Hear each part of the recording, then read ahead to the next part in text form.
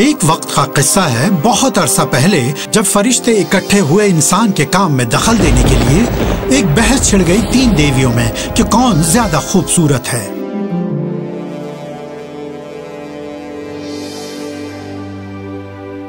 अब्दी देवता की मलिका होने के नाते मैं सबसे खूबसूरत हूँ।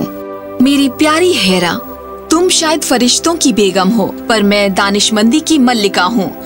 और दानिशमंदी खूबसूरती है और खूबसूरती दानिशमंदी है, वो दोनों एक ही हैं। बकवास है हेरा, मैं मोहब्बत की देवी और मैं मोहब्बत की कुव्वत की मालकीन हूँ, क्योंकि मैं सबसे खूबसूरत हूँ।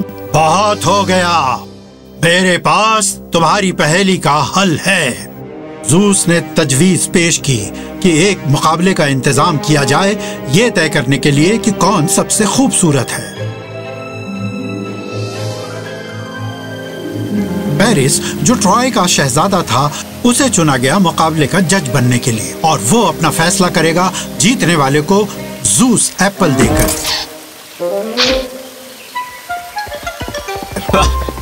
इस मर्तबा तुम बच गए मेरे दोस्त। रुको, ये एप्पल मत खाओ, क्योंकि ये फरिश्तों की तरफ से है। फरिश्ते? ज़ूस, सही कहा जाए तो। ज़ूस मुझे एक एप्पल क्यों भेजेगा? ये एक इनाम है जो तुम हम में से किसी एक को दोगे जिसे सबसे खूबसूरत माना जाएगा। ये बहुत बड़ी इज्जत अफजाई है जनाब पेरिस। अब मैं तुम्हारे लिए काफी वक्त बचा सकती हूँ। वो सेब मुझे इनाम में दो और फरिश्तों की मलिका होने के नाते मैं तुम्हें ज्यादा कुव्वत बख्शूंगी। शहजादे के नाते तुम्हारे पास पहले से ही कुव्वत है। वो एप्पल मुझे इनाम में दो और मैं तुम्हें नायाब दानिशमंदी दूंगी। ए हुजूर पेरिस, तुम पहले ही अपनी उम्र से ज्यादा दानिशमंद हो, और ये एप्पल तुम मुझे इनाम में दो तो मैं दुनिया की सबसे खूबसूरत खातून की मोहब्बत तुम्हें अता करूंगी। हाँ, तुम जानते हो मैं किसकी बात कर रही हूँ। स्पार्टा की हेलन की? पर वो पहले से ही बादशाह मेनेलस की बीवी है। ये बस एक छोटी सी परेशानी है, मेरा यकीन करो। और वो ज़ूस की बेटी है और हमारी तरह वो लफानी है। ज़ूस इससे खुश नहीं होगा। मैं ज़ूस से निपट लूंगी। क्या वो खूबसूरत नहीं है? और वो पूरी तरह तुम्हारी हो सकती है उस एप्पल की कीमत पर। शायद ये अच्छा ख्याल नहीं है। अगर मेरे बारे में की गई पेशेंगोई सच है तो मैं पहले से उससे खौफजदा हूँ। पेशेंगोई? ये तुम्हारी वालदा के ख्वाबों से कुछ ज्यादा नहीं था। ट्रॉय तुम्हारे या किसी और के हाथों से कभी नहीं जलेगा, बिल्कुल भी नहीं। मेरे वालिदैन ने मुझे छोड़ दिया और निकाल दिया चरवाहे की जिंदगी बिताने के लिए इसी ख्वाब की वजह से। तुम इतने यकीन से कैसे कह सकती हो? क्योंकि तब से तुम्हें दोबारा शहजादे की पदवी से नवाज दिया गया है और तुम ट्रॉय के चैंपियन बन गए हो।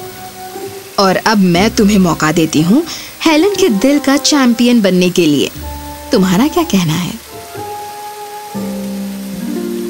अब ये इस तरह काम करेगा।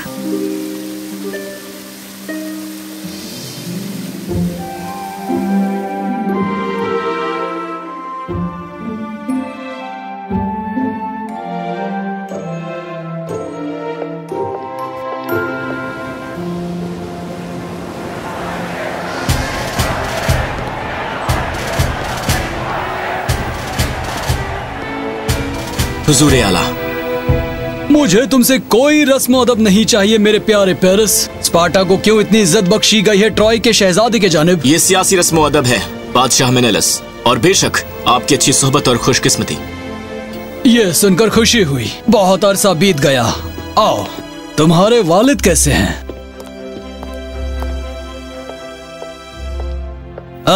मेरी बीवी हेलन मेरे साथ कोई है जिससे मैं चाहूंगा कि तुम मिलो। आपका दिन मुबारक हो मलिका हेलन। अपना तारुफ करवाने की इजाजत दे। मेरा नाम है। रुक जाओ, मैं शहजादे का नाम पूछूंगी जो हमसे मिलने आया है। ठीक है।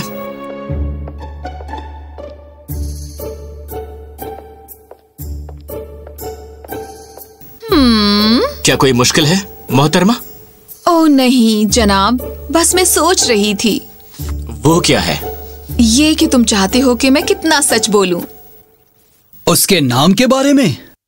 सभी चीजों के बारे में हुजूर आला।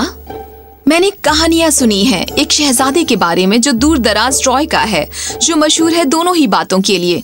तुम पेरिस हो, शहजादे और ट्रॉय के चैंपियन। क्या मैंने दुरुस्त फरमाया? तुमने बिल्कुल दुरुस्त फरमाया मलिका हेलन। ये है ट्रॉय का पेरिस। ये मेरी खुशकिस्मती है, यकीन मानिए। क्योंकि जो मैंने सुना है उसमें कुछ सच्चाई है। अच्छा, तो आज शाम हम शहजादे पेरिस के इस्तकबाल के लिए एक दावत देंगे। हमारी खुशकिस्मती होगी आप हमारे मेज की इज्जत अफजाई करें।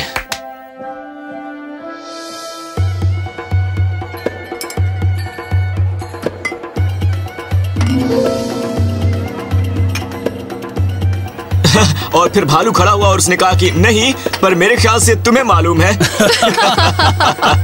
मैं तुम्हारे साथ भालू का शिकार करने कभी नहीं जाऊंगा।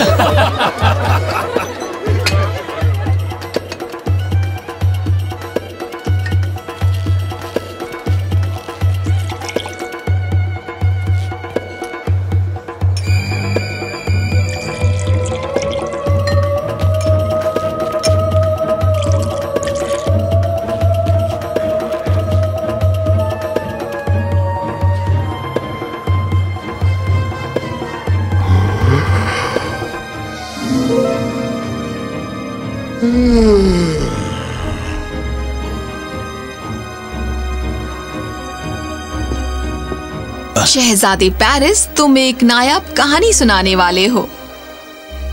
शुक्रिया मलिका आलिया। स्पार्टा के नाम और ट्रॉय के नाम भी, उनका इत्तेहाद हमेशा कायम रहे। मलिका के लिए एक रक्स? मुझे बहुत खुशी होगी।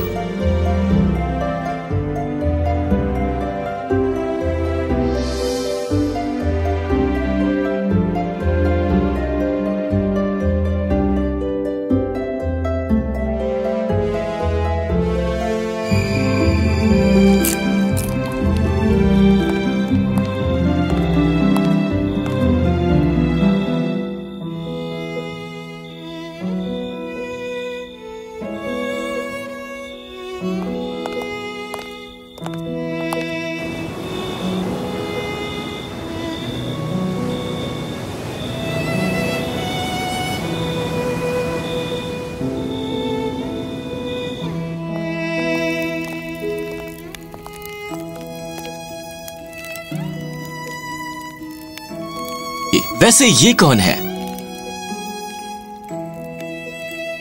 मुझे कोई अंदाजा नहीं। मेरे ख्याल से मुझे ये पता होना चाहिए। शायद ये अच्छा ख्याल हो, जब तक कि... जब तक क्या? कुछ नहीं, कोई बात नहीं। इसके बारे में क्या जो यहाँ है? जब तक कि यहाँ रुकने का तुम मंसूबा नहीं बनाती, बस इतना ही। और मैं यहाँ क्यों नहीं रुकूंगी पेरिस? मेरे साथ आओ हेलन, ट्रॉय में। मैं ऐसा क्यों करूंगी? क्योंकि मैं तुमसे बहुत मोहब्बत करता हूँ हेलन। पर तुम मुझे जरा भी नहीं जानते। मोहब्बत मेरे साथ रही तुम्हारी गैर हाजिरी में, और मोहब्बत अपनों को पहचान लेती है। हमारा जहाज हमारा इंतजार कर रहा है। आओ, मेरी मोहब्बत सूरज की रोशनी जितनी पाकीज़ा है और गर्मी की बारिश जैसी सुकून याफ्ता। जहाज को समंदर में उतार दो मल्लाहों।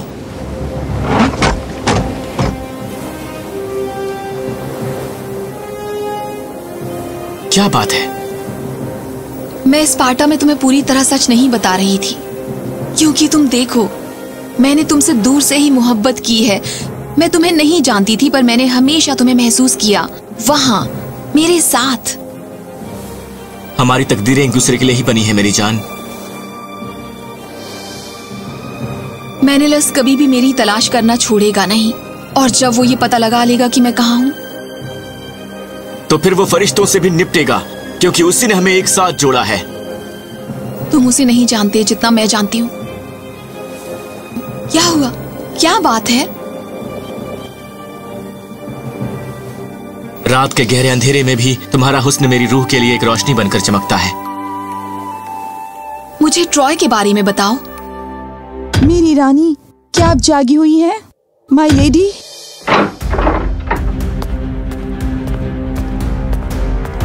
पहरेदारों,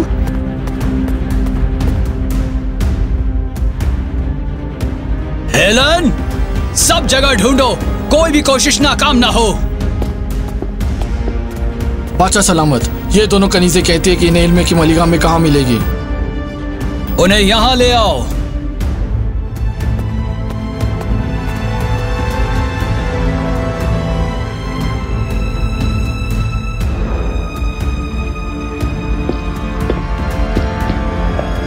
अब जाओ, काम पर लगो।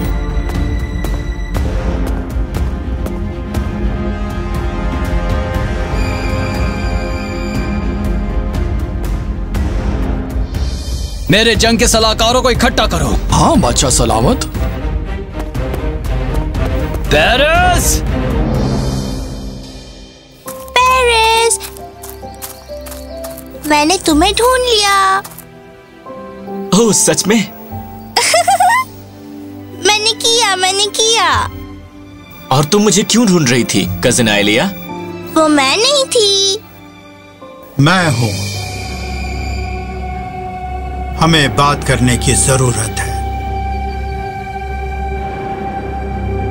आप फरिश्तों की दलील से कैसे बहस कर सकते हैं, क्योंकि अफ्रोडाइटी है मोहब्बत की देवी जो हमें एक साथ लेकर आई है। बहुत हो गया। हेलन उसकी बीवी है और स्पार्टा की मल्लिका है। हमें बादशाह मेनेलस से बहुत खतरा हो सकता है और उसके भाई बादशाह एगामेम्नन से भी, उसे सही सलामत घर ना पहुंचाकर। पर अब्बा जान, ये कोई बाहमी फैसला नहीं है पेरिस। जंग की तजवीज भी ट्रॉय की भलाई के लिए नहीं है। क्या मैं कुछ कह सकती हूँ? मैं यहाँ फानी इंसानों को सुन रही हूँ जो लाफानी ज़्यूस की बेटी की तकदीर का फैसला कर रहे हैं।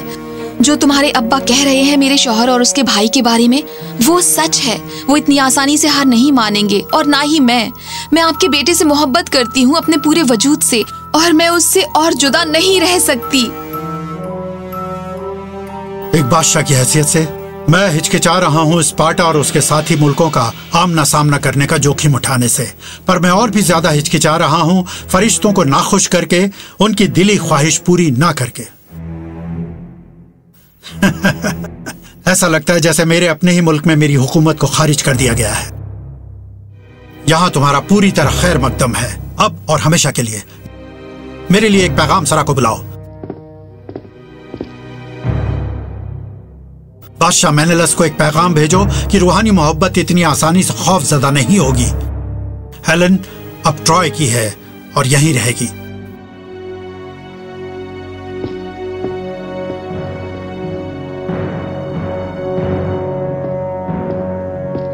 एफ्रोडाइट, मैं तुम्हारी सूझबूझ पर भरोसा कर रहा हूँ इस मामले में। तुम्हारी दखलंदाजी की वजह से एक और जंग को बर्दाश्त नहीं करूंगा मैं। अब चलो भी ज़ूस, तुम्हारी बेटी ने सच्ची मोहब्बत हासिल कर ली है। ये एक जश्न मनाने का दिन है। चलो फिजूल जंगों की बात ना करें। जो मोहब्बत बुरे वसीले से हासिल की गई हो वो वक्त के खिलाफ फल लाएगी।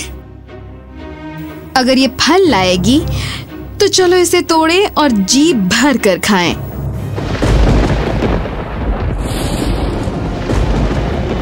मेरे सब्र का इम्तिहान मत लो एफ्रोडाइट। अगर हेलन के ऊपर आफत आती है तो वो तुम होगी जिसे फरिश्तों के दरख्त से तोड़ दिया जाएगा। हाँ ठीक है, चलो उम्मीद करें कि ये उस तक ना पहुंचे।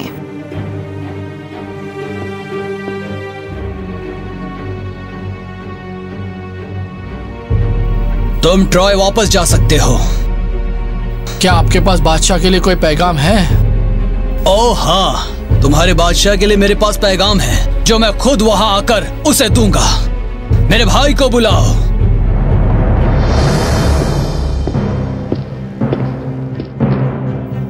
स्पार्टा के लोगों, आज हम जहाजों पर निकलेंगे उसे पाने के लिए जो हमसे चुरा लिया गया है। जब हम अपनी मंजिल पर पहुंचेंगे हम तेजी से वार करेंगे और ना कोई रहम किया जाएगा और ना ही कोई रहम लिया जाएगा। एक्विलिस और वेलोसिटी हमारे हमले की अगुवाई करेंगे। अब जाओ, खुद के लिए लड़ो, एक दूसरे के लिए लड़ो, अपने बादशाह के लिए लड़ो और लड़ो स्पार्टा के लिए।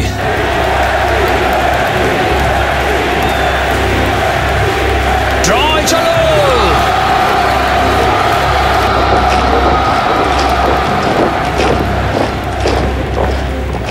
इस जमीन पर कोई फौज इतनी ताकत के आगे नहीं रुक सकती। कोई फौज नहीं, पर एक खातून।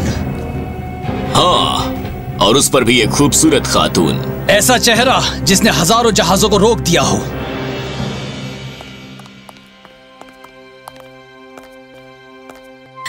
खैर, ये जो कोई भी हो, यकीनन उसकी डील डॉल तुम्हारे जैसी है। तुम ऐसा सोचती हो? असल में नहीं, ऐसी कोई बात नहीं। बस इतनी बात?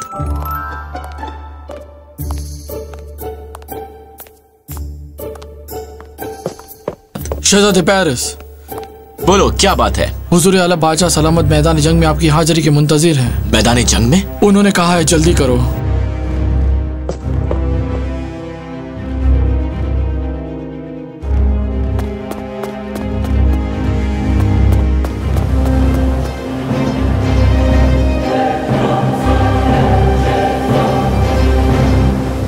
जंगी जहाज? स्पार्टन और माइसेनियन जंगी जहाज हैं। जरूर ये हजारों की तादाद में होंगे। वो मांग रहे हैं कि हेलन को छोड़ दो, वरना वो अपनी फौज का कहर हम पर नाजिल कर देंगे। वो खुलकर हमसे लड़ाई का जोखिम ले रहे हैं। एक खातून से। मैंने तुम्हें बताया था वो कभी रुकेगा नहीं। तुम्हें यहाँ नहीं आना चाहिए था। मैं तुमसे इत्तेफाक नहीं रखती हूँ मेरी जान। मुझे लगता है मुझे यहीं होना चाहिए। जल्दी करो, मेनेलस और उसकी फौज कुछ ही घंटों में आ पहुंचेगी। मैं तुम्हारे लिए ये नहीं चाहता था, हमारे लिए, ट्रॉय के लिए। मैं भी ये नहीं चाहती थी, पर मोहब्बत की यही कीमत अदा करनी पड़ती है। मैं इसकी 10 गुना ज्यादा कीमत दे सकता हूँ तुम्हारी आगोश में एक लम्हा गुजारने के लिए।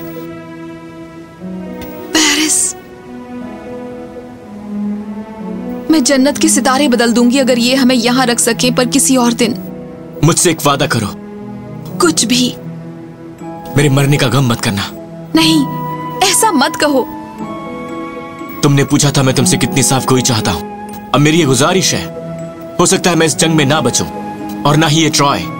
अरसा पहले मेरी वालिदा ने इसे देखा था, पर तुम एक लंबी और फलदायी जिंदगी जियोगी, मौत और जंग की बदबू से कहीं दूर। मुझसे वादा करो, किसी ऐसे को ढूंढोगी जो तुम्हारे चेहरे पर फिर से मुस्कुराहट लाएगा। मैं ये नहीं कर सकती। तुम कर सकती हो, और तुम करोगी।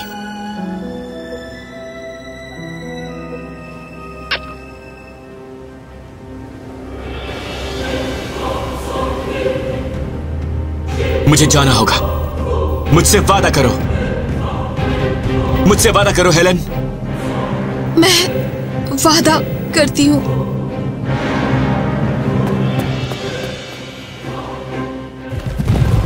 उस दिन जो जंग शुरू हुई थी वो बाद में एक बहुत बड़ी जंग बन गई, जो और ज्यादा झगड़े का सबब बनी, जो पूरे 10 साल तक चली और कहलाई अजीम ट्रोजन जंग। आखिरकार ट्रॉय की ऊंची और मजबूत दीवार ने उन्हें स्पार्टन पर ऊंचाई से हावी होने का फायदा दिया। स्पार्टन ने अपने काफी ताकतवर लोग गंवा दिए और नतीजतन मेनेलॉस की फौज ने पीछे हटने का दिखावा किया।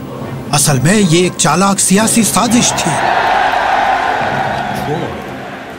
ट्रॉय इससे अनजान था कि आगे क्या होने वाला है। स्पार्टन की फौज ने 3 दिनों में एक लकड़ी के घोड़े की तामीर की और उसे चढ़ाया ट्रॉय में जंग की देवी एथीना के मंदिर में, जंग के अमन से खत्म हो जाने की निशानी के तौर पर, और वापस जाने का दिखावा किया। ट्रोजन अपनी फतेहयाबी पर बहुत खुश थे और वो उस लकड़ी के घोड़े को अंदर ले गए अपनी फतेहयाबी की निशानी के तौर पर, और उसे एथीना के मंदिर के सामने रख दिया देवी के चढ़ावे के बतौर। पर जब रात हुई तो एक्किलीस और उसके सिपाही छुपकर लकड़ी के घोड़े से बाहर निकले और ट्रॉय के फाटक को खोल दिया।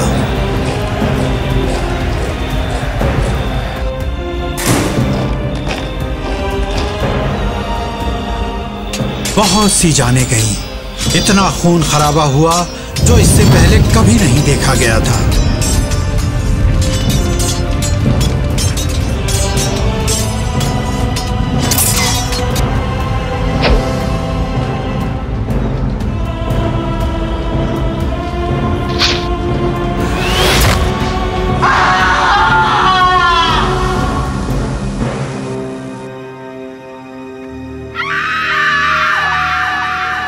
अपनी लाफानी मोहब्बत हेलन के लिए पेरिस ने अपना फानी जिस्म कुर्बान कर दिया। एक लाफानी खातून के लिए बहुत सी फानी जिंदगियां दे दी गईं। हेलन को कैद कर लिया गया और मेनेलॉस के पास ले जाया गया और पीछे रह गया एक तबाह और बर्बाद ट्रॉय, जो अगली कुछ शताब्दियों तक जिंदगी से महरूम ही रह जाएगा। ज़ूस की लाफानी बेटी और एक फानी इंसान के दरमियान मोहब्बत एक बड़ी तबाही की वजह बनी। ये पेरिस की मोहब्बत की दीवानगी थी जो उस पूरी तबाही का सबब बनी। पर सच्ची मोहब्बत की ऐसी ही दास्तान है, और कुछ मोहब्बत की दास्तानें इतनी गम से लबरेज होती हैं कि वो पीछे छोड़ जाती हैं तबाह व बर्बाद शहर, हुकूमतें और दिलों को पसीज देने वाली कहानियां।